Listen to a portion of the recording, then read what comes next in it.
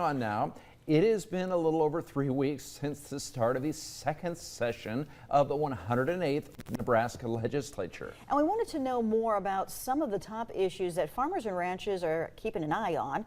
So joining us now with more is Mark McHarg. He is the president of the Nebraska Farm Bureau. Thank you for being here today, Mark. Thank you, John and Taryn. It's a privilege to be here. Yeah, good morning. Yeah. So what topics has the Farm Bureau noticed in the legislature this year that maybe producers should keep an eye on? Well, I think we've all had a conversation about valuations going up on our properties, and it's not just on farm ground, it's on all the houses that we in agriculture live in as well, but also in the urban areas. And people are just talking about that the taxes are going up so dramatically because of valuations. I've had the privilege to be on the governor's property tax committee. We've met every 2 weeks for nearly 2 months on this issue, and we've decided collectively with this group that not only do we need to roll back taxes or make property taxes steady, we actually need to roll them back down to a lower level, maybe to a level that was 6-8 years ago. And so some of the bills that we're watching pretty closely have several components of that. Do you think anything can get done? I know a lot of people ask that, and you know, these ideas seem really good, but can they get done by the end of the session? Yeah, I absolutely believe we can, because we have so many people. It's affecting everybody.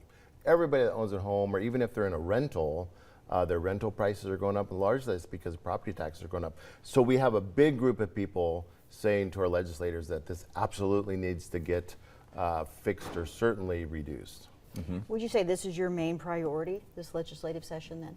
Yeah, I would say it's our main priority, but also one of the things that we're watching very closely is just the labor market in Nebraska. Agriculture is the largest employer in Nebraska.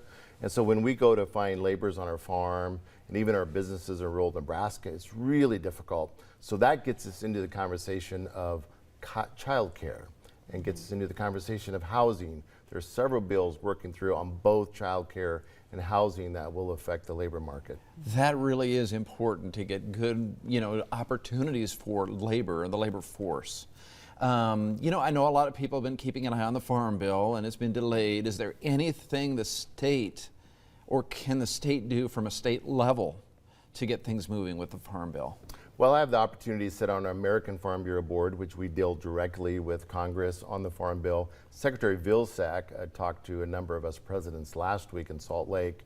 He's still positive that we're going to get something done, but it's going to be difficult. If we don't get something done by about March, it's highly likely that we're going to have to postpone that for another year. Okay. Anything else on your mind for this new year? Well, relative to the Farm Bill, we're working really closely on this legislation of Prop 12 in California that basically California voters are telling us how to raise their livestock. In California, food prices have gone up dramatically. We think it's really bad legislation. We need to get this fixed because we know that within the Farm Bill, 80% of that is nutritional programs. Well, we don't need food prices escalating. This legislation is a difficult legislation, and we're hoping to get that rolled back or fixed, possibly in conjunction with the Farm Bill or other standalone legislation in Washington in 2024. Okay. Lots to think about. Mark, thank you for being here today. Thank you, absolutely. Okay.